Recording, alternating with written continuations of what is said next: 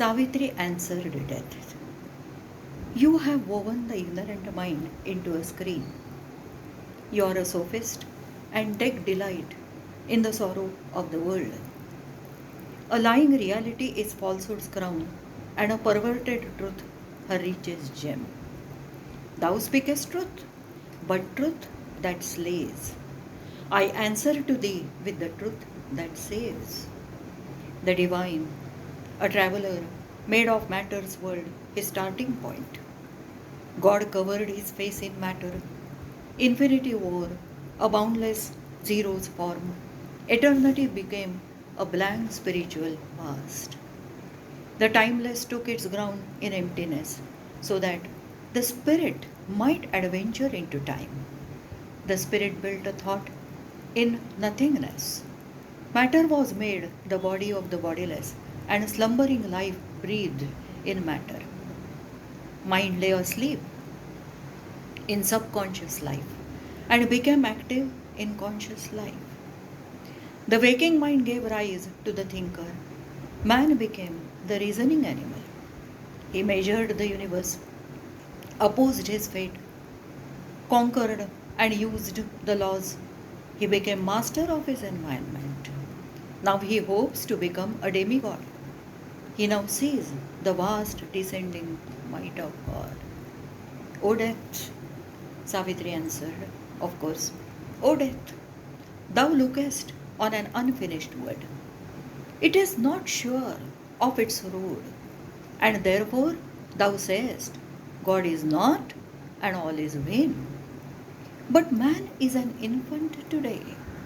Shall he never grow? In a small fragile seed, a great tree lurks. So in man's imperfect state, the divine is hidden.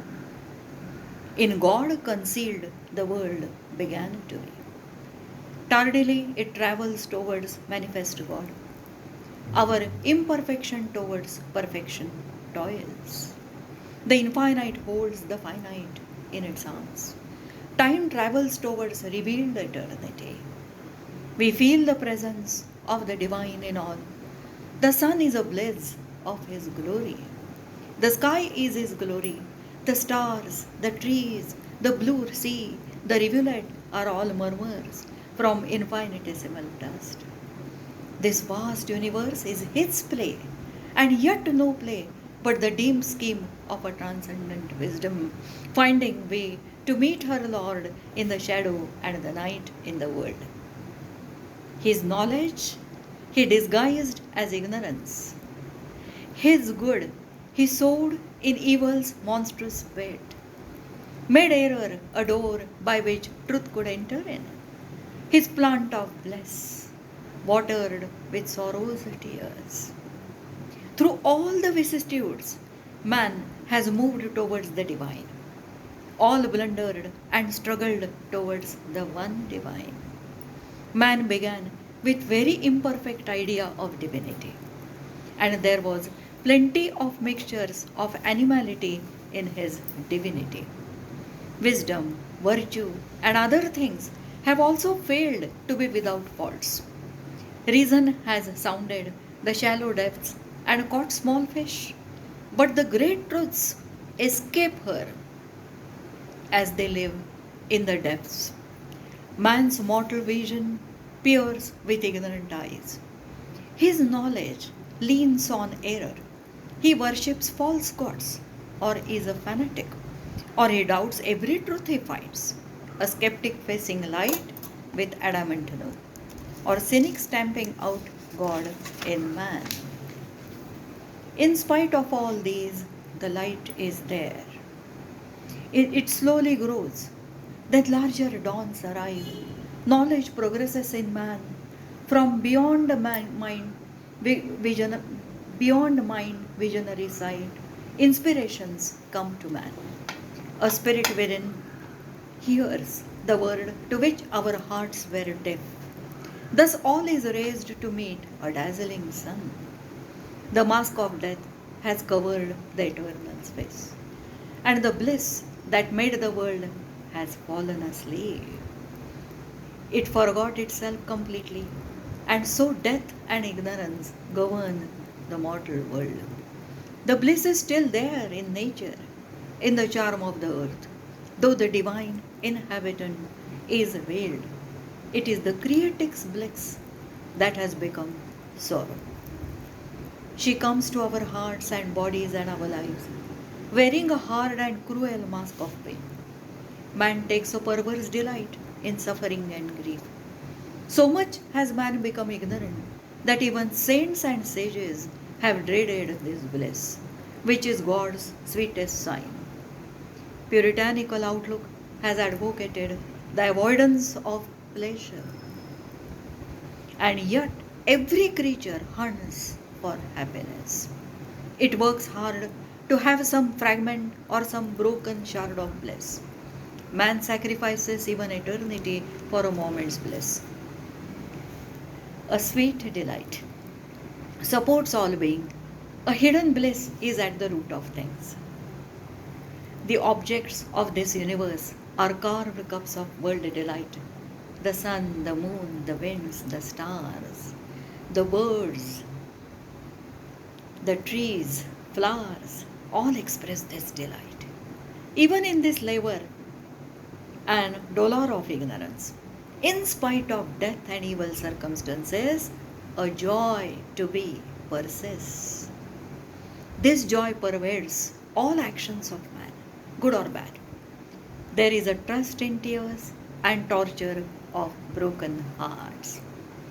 Man derives perverse pleasure in these experiences. In life's nectar of sweetness and its bitter wine, this delight lingers. From the outward and the sensual, man probes deeper, and in thought and art finds delight. But the perfect crown of wisdom and joy is beyond the earth and is meant for delivered earth.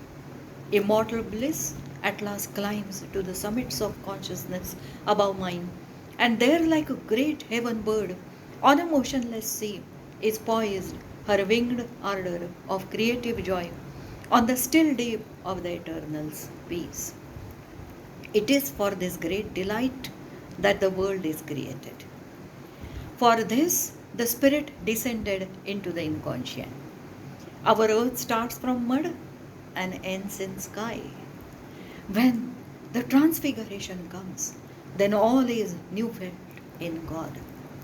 And then night and death would end, because when unity is one, then strife is lost. And all is known and all is clasped by love. Who would turn back to ignorance and pain? Savitri said, I have already triumphed over thee, O death within. My whole being is filled with love. For my love eternal sits throned on God's calm. For love must soar beyond the very heavens. It must change its human ways to ways divine. Love human must be transformed and become divine. And for my heart's sweet poignancy, not for my happy body's bliss alone, I have claimed from thee the living Satyavana, but for his work and mine, our sacred charge. For I, the woman, am the force of God. He, the eternal's delegate soul in man. My will is greater than thy law, O death. Our love is the heavenly seal of the Supreme. For love is the bright link twixt earth and heaven. Love is the far transcendent angel here. Love in is man's lien on the absolute. Death replied. Now death replied, you have hired mine to order to make for you a fine cover for your passion. But it is no use adding magic colors to the drab realities of life, which are physical and material. How can two-legged worm, man, be divine? Put off mind painted masks, the animal be the worm that nature meant. Now Savitri replied, yes, I am human. Yes, I am human. Yet shall man by me trample thee down to reach the immortal heights. My humanity, my humanity is a mask of God. My humanity is a mask of God. Now, death cried out, "Oh, you are living in imagination. How can you force two eternal enemies to join? For example, where matter is all, their spirit is a dream. If all are the spirit, matter is a lie. The real with the unreal cannot meet. He who would turn to God must leave the world." And even sages exploring the world ocean's vasts have found extinction the sole harbor safe. Now Savitri replied, "O death, my heart is wiser than the reason's thoughts. It sees and feels the one heartbeat in all. My heart's strength can carry the grief of the universe and never falter from its luminous task. Its wide, tremendous orbit through God's peace." Now death asked Satyavan to show, uh, now death asked Savitri to show her strength and freedom from his laws.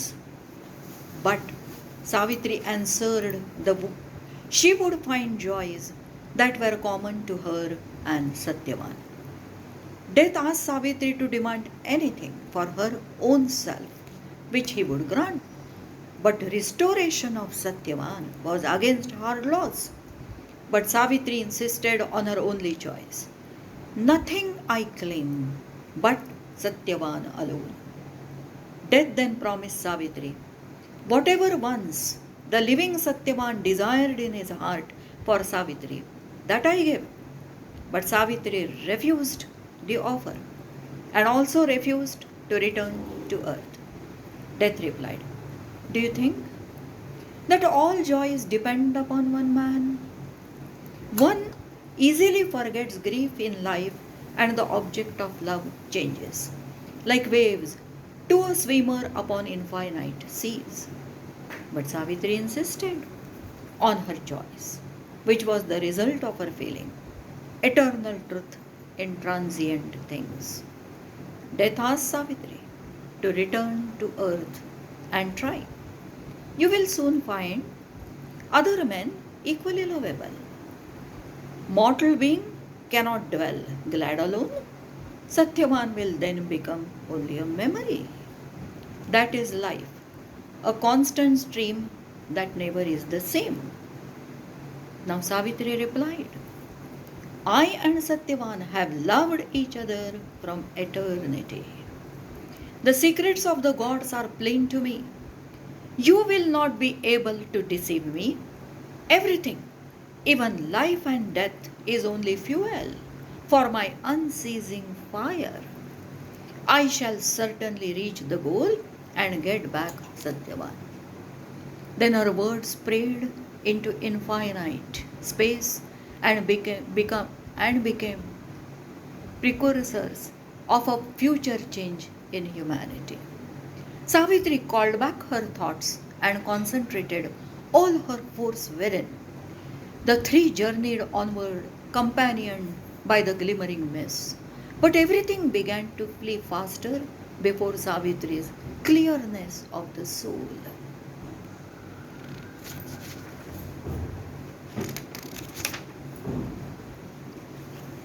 Now, death made its last reply now to Savitri. If truth is transcendent of life, what bridge can cross the gulf between her and the world she has made? Who can bring truth down to man? Have you got that strength? You have knowledge and light, but have you the power? The strength to conquer time and death, truth and knowledge are an ideal dream. If knowledge brings not power to change the world, if might comes not to give in to truth and her right, reveal thy power, lay bare thy spirit's force. Then will I give back to thee, Satyavan. Or if you are the Supreme Mother, show me her face. Let deathless eyes look into the eyes of death. Then thy dead can return to life and earth, feel near the secret body of God. Savitri looked at death and answered not. A mighty transformation came on her, a halo of indwelling deity. The immortal's luster overflowing made the air a luminous sea. In a flaming moment of apocalypse, the incarnation thrust aside its veil. The power descended into the centers of the body. She waited for the word to come from the infinite. I hail thee, Almighty and victorious death. O void that makest room for all to be, consuming the cold remnants of the suns, thou art my shadow and my instrument. It is you who force the soul of man to struggle for light. Live, death, a while, be still my instrument. But now stand aside and release the soul of the world called Satyama. Death was unwilling to obey her command, and so he stood against Savitri. His being, like a huge fort of darkness, towered. Around it her life grew, an ocean siege.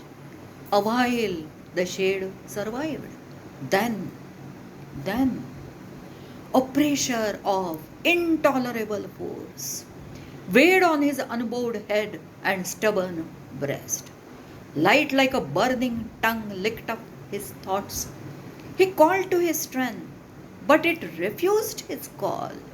His body was eaten by light. The shadow then disappeared, vanishing into the void. And Satyavan and Savitri were alone. Om Bhurbhuvasvaha Om Tatsavituh Varam Rupam Jyotihi Parasya Dhimahi Yannaha Satyena Dipayet. Savitri Mantra, the mantra of transformation given by Shri Aurobindo to the entire world and humanity. Thank you.